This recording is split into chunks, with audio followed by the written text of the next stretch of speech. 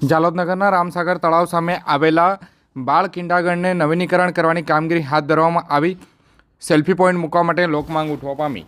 આ તારીખ 12/11/2024 મંગળવારના સાંજે 5 કલાકે મળતી માહિતી મુજબ જાલોદ નગરના રામસાગર તળાવ પાસે બાળ કિંડાગરનું નવીનીકરણ કામગીરી નગરપાલિકા દ્વારા કરવામાં આવી રહી છે। છેલ્લા ઘણા સમયથી બાળકો માટે રમવા માટે આ બાળ કિંડાગર ખંડેર હાલતમાં જોવા મળ્યું હતું, જેમાં અગાઉ પણ મીડિયામાં જે અહેવાલો પણ પ્રસિદ્ધ કરવામાં આવ્યા હતા, તેને લઈને નગરપાલિકા દ્વારા બાળકો માટે જે રમત માટેના નવા સાધનો પણ મૂકવામાં આવી રહ્યા છે।